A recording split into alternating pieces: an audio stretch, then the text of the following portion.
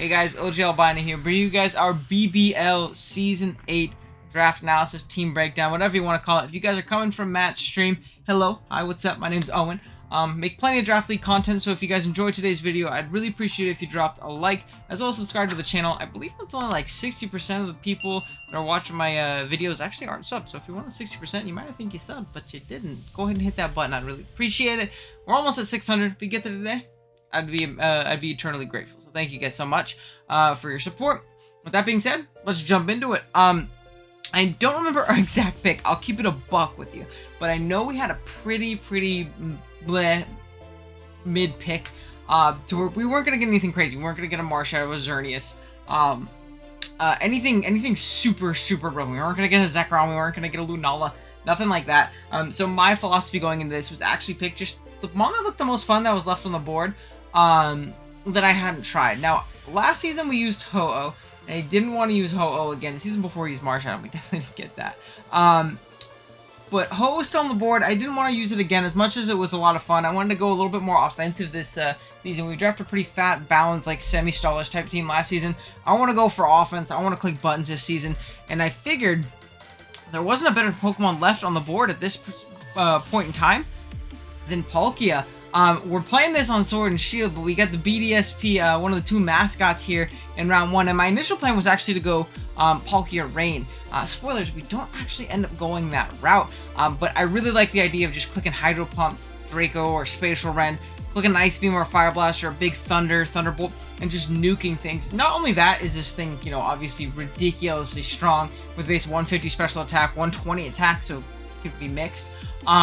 And great natural bulk. It has a phenomenal base 100 speed tier, which is really solid in an Uber's metagame, where a lot of these Uber dragons especially are sitting at 90 and 95. Things like Rayquaza, Dialga, other dragons and things like that are going to be a little bit slower than that. So Scarf Palkia can outspeed them at +1, or just Palkia can raw outspeed them if they're not Scarf themselves, which I think is really valuable. On top of its crazy coverage that I obviously already mentioned, its ability to go mixed, which is great. It gets bulk up for setup, so sub bulk up Palkia is definitely something I will consider bringing. It gets like Thunder Wave. It even gets Trick Room if we want to bring Trick Room for something else in the back, or like a weird Trick Room Palkia. I think that could definitely be a fun time. But this Pokemon's pretty straightforward. The stab combination of Water Dragon is great offensively and really solid defensively as well. It just naturally is a great offensive defensive typing. And our crazy 90, 100, 120 bulk is really going to help us out throughout the season. So I think that we actually have a really good start here in Palkia. And again, my initial plan was actually going to be Rain. And you're going to see that kind of still be the case in my next two picks. But it wasn't a Pokemon I felt needed to be on Rain in order to, do a lot of work and, be a really solid Pokemon. Round 2 came along, and I ended up grabbing one of my favorite Pokemon to use ever.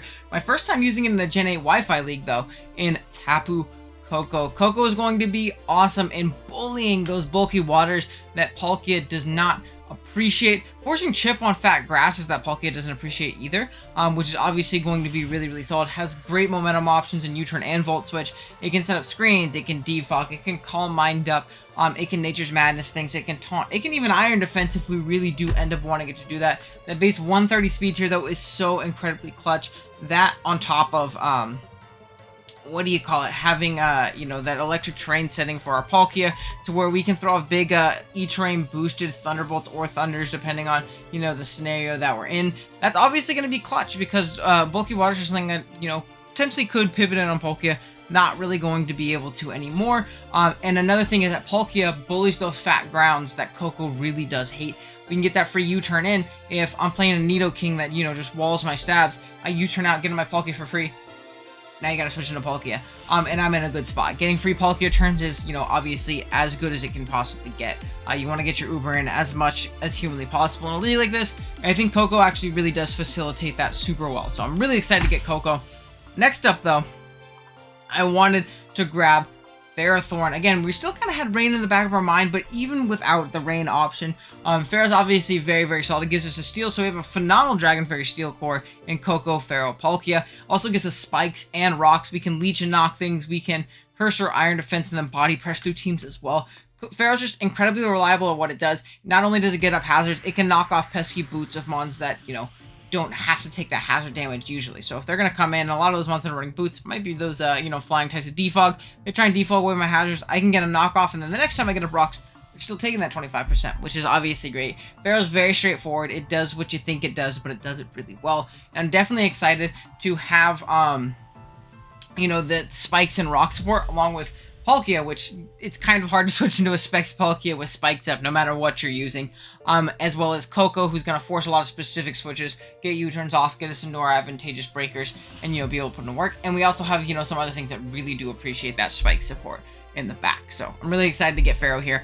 Now, like I said, this is the point, at this point, I was still kind of thinking Rain, that my next pick comes around, and I'm thinking about it, and while Rain was a really cool idea, and I think we have a great start to it, I think it really pigeonholed us into certain picks and left me with a lot of open holes that I really didn't feel super comfortable in filling.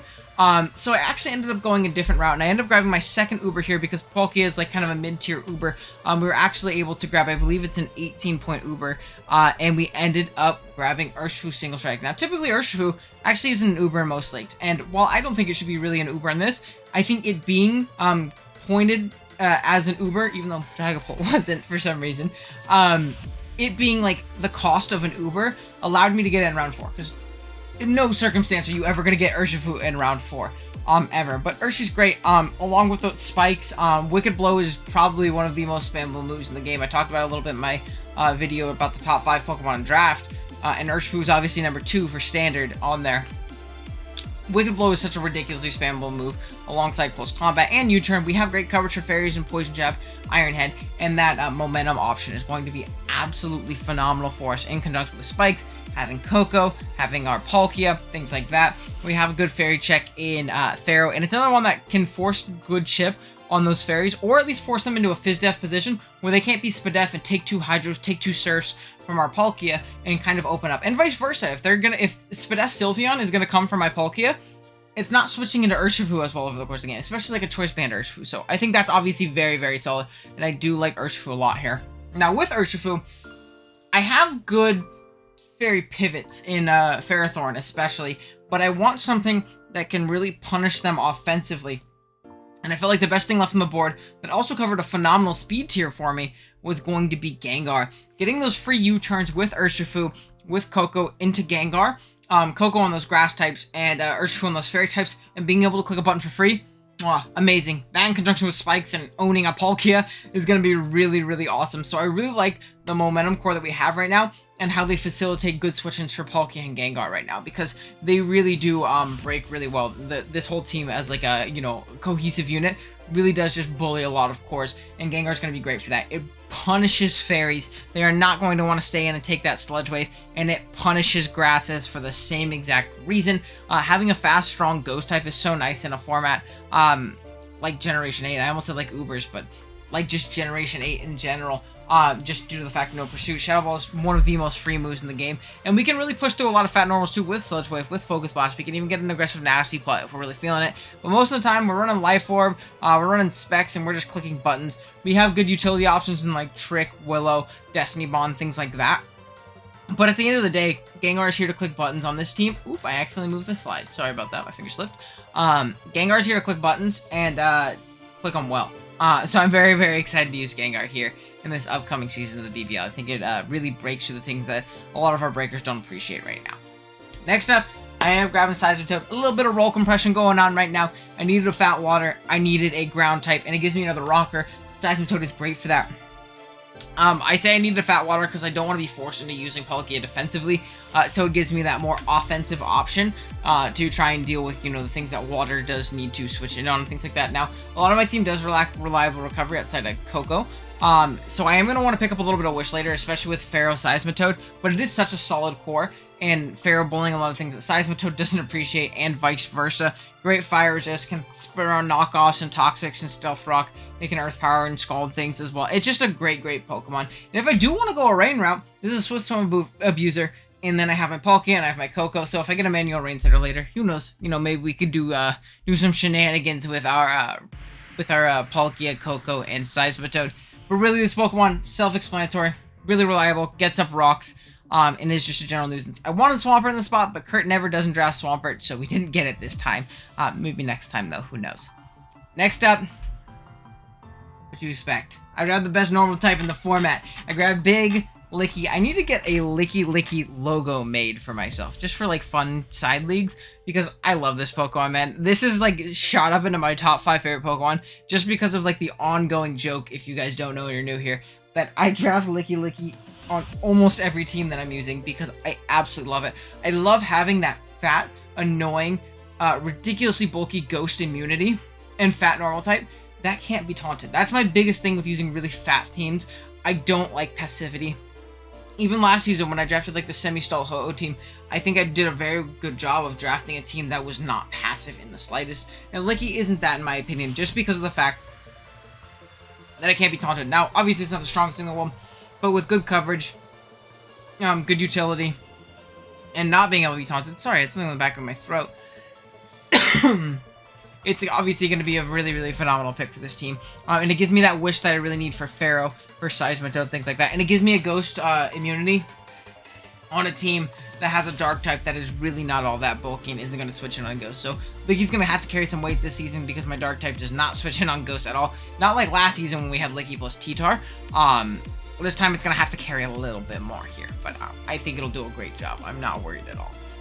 Next up, I grabbed another rocker. I grabbed a good fighting resist because I really lack those right now in our Ooxy. I just have Coco really that resists fighting, and not the most reliable thing. And if I want to use Coco more offensively, I don't want to be, forced into like really fat Cocos every week. So I end up grabbing Ooxy. It also gives me another rocker, so we have 3, which is plenty for an entire season. It gives me momentum and U-turn. It knocks off, it yawns if I'm not using terrain, I suppose. And it's just an overall fat, annoying, bulky pivot, especially for those offensive fightings that really do give my team a lot of trouble right now, to be completely honest. And Wish Licky is a great way to keep it healthy.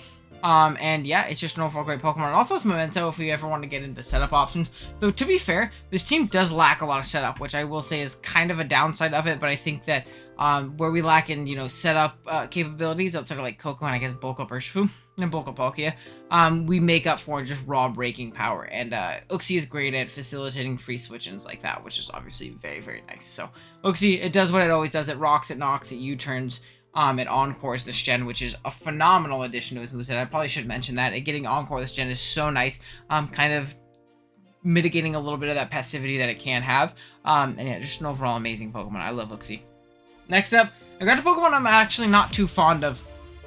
Typically, I've never actually tried it, and that's a bit of a theme with the last couple picks of this team. Just a little spoiler, a little heads up for a little bit later on. But I ended up grabbing Entei because I really like the coverage and offensive fire gives to this team. It gives me another option outside of just Gengar to really punish those bulky grasses that Palkia and Coco really don't like. I love the E-Speed priority. I love being able to just spread burns around and chip things down. I like the fairy resist that's not Gengar, because Gengar, if there's a stray psychic, it's dropping, which is really, really unfortunate. So I wanted another fairy resist that wasn't weak to fairy or fire.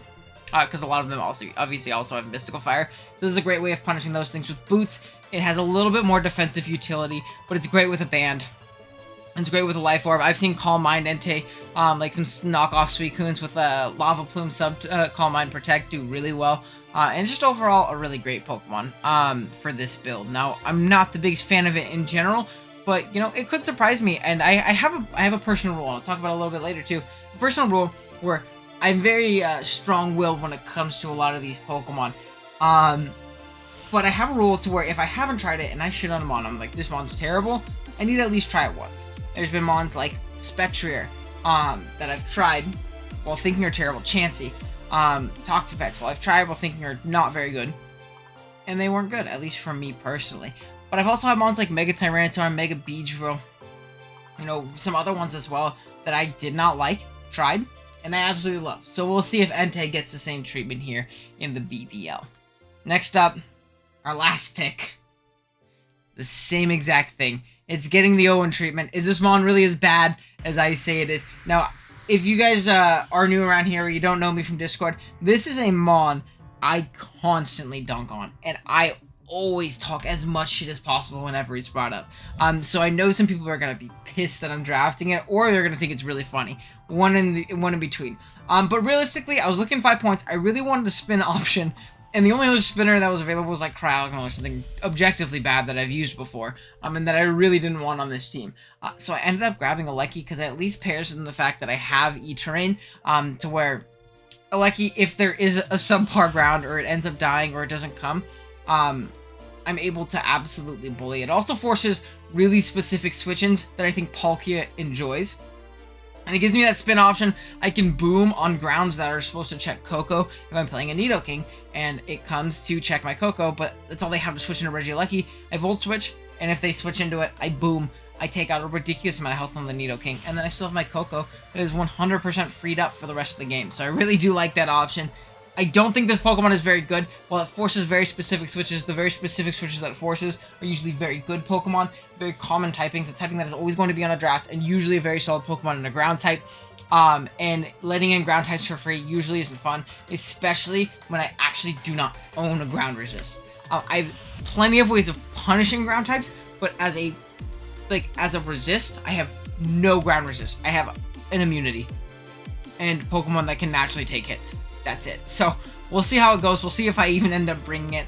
I'm excited to at least give it the OGalbina treatment of, is this Mon terrible, or is it actually okay and worth its point value in 5 points? And worst comes to worst, if I don't bring it, I don't bring it. Or if I bring it, it sucks. If I bring it, it sucks. It's 5 points. There was nothing else I really wanted in that slot, and it at least fills a role and forces specific prep.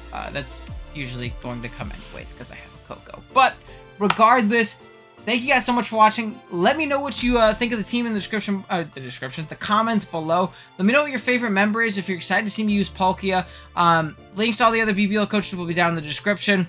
Thank you guys for watching again. Drop a like if you enjoyed, sub if you're new, and I will see you guys in the next one. Later.